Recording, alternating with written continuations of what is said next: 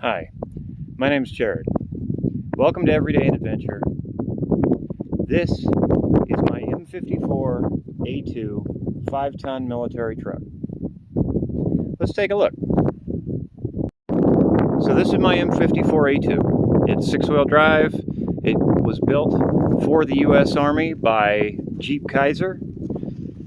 It has a multi-fuel diesel in it, like the Deuce and a Halfs, except this is a little stouter than the Deuce and a Halfs. You can see how heavy all the componentry under it is. This truck fortunately came with a winch, so you can get yourself out of sticky situations. The winch is rated for 20,000 pounds, which is about what the truck weighs. These were made for hauling troops and cargo, so it has the benches that fold down in the back. It's got a spare tire up front and cargo bows for the cover that I have yet to purchase for it. There's the rear axles. You can see how stout those are.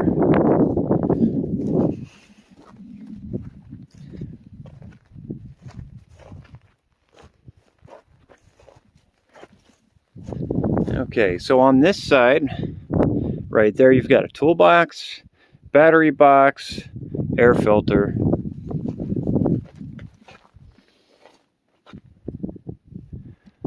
There's your exhaust. The windshields fold out and up, but you can also remove the top. When you remove the top, then you can fold the windshield down. It pivots on this hinge. I'm not quite sure what this is, but I think that you stick a water bottle in it, and that's for like a personal water heater to keep your water from freezing. It has a multi-fuel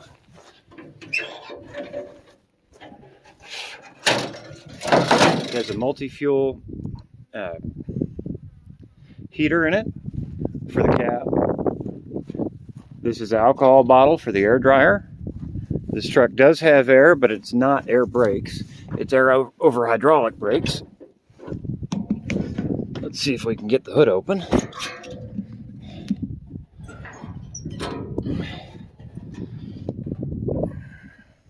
Set you down real quick.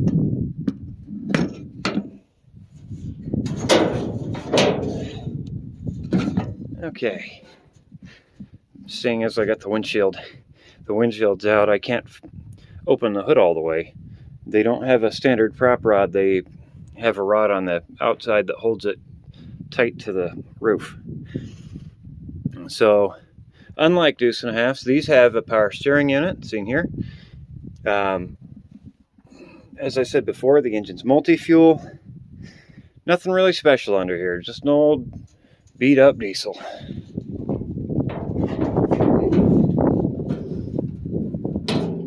Now these are made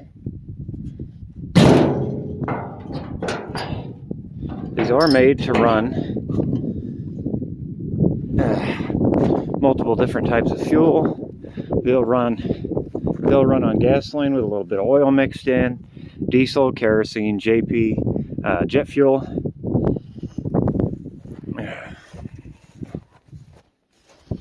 This is a 78-gallon tank according to the sticker in the cab.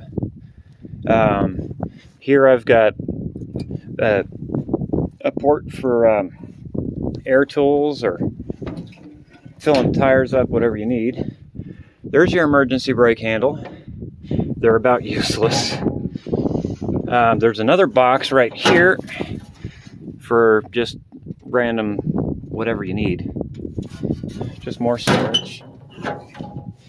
There's more storage even up under the driver's seat. The passenger seat folds down. These trucks are extremely loud inside, so I have an intercom system. I run Peltor Aviation 7004s and a Flightcom intercom system.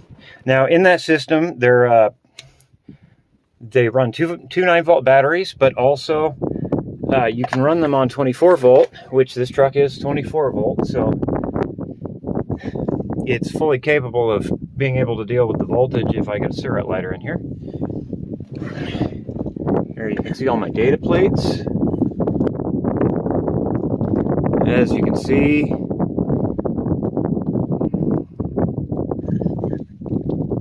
you've got what your cross-country payloads, highway payloads, that sort of thing. The truck, according to the data plate, weighs 19,836, and here's all your fluids servicing information.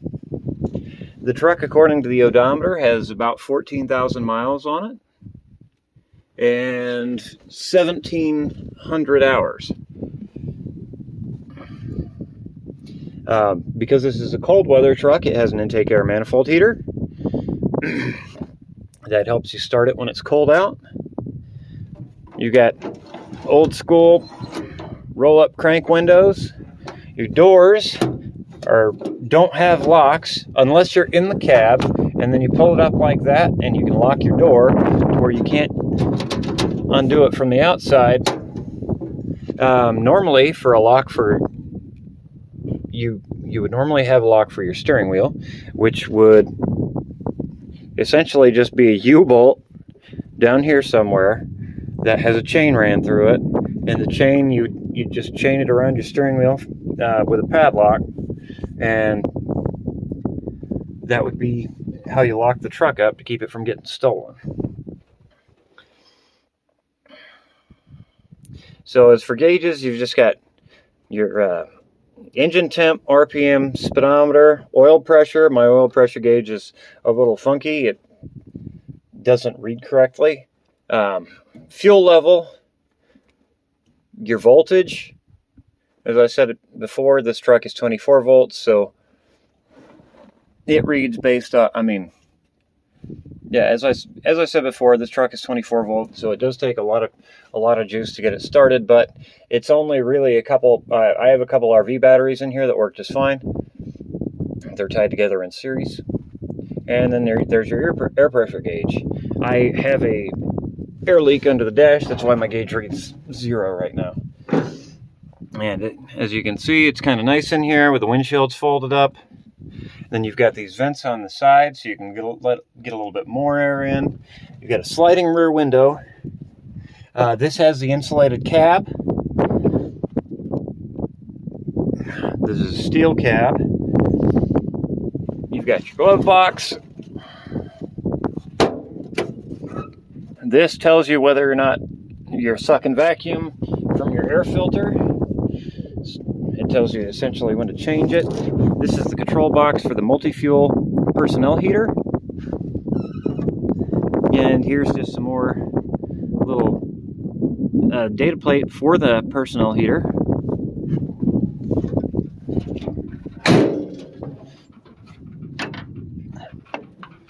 Here's another view of the cargo bed. So the cargo box is 14 foot by 7.5. So you got plenty of room to store things in. These things do phenomenally off-road. I mean, like, it doesn't show up on camera as well, but this terrain is fairly aggressive, and it does just fine over this. It does just fine over even worse terrain. I'm going to be including a clip of driving it through some terrain, and so this is going to be on the channel a fair amount more. This is going to be on the channel a lot more. I bought this truck to use it as an adventure rig.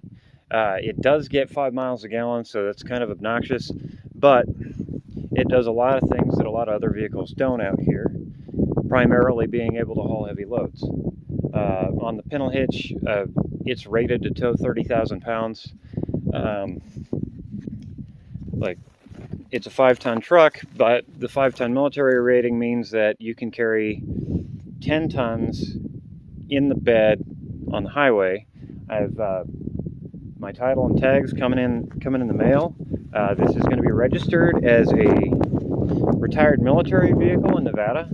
They're fairly easy to get a title for. You just fill out a piece of paper, send it into Carson City. You have to have just regular stuff, insurance, and like VIN number. They use the serial number for the truck on these. Sometimes you sort of have to guess at what year these trucks were made, just because sometimes the data plates don't have what date it was made on it. Mine doesn't.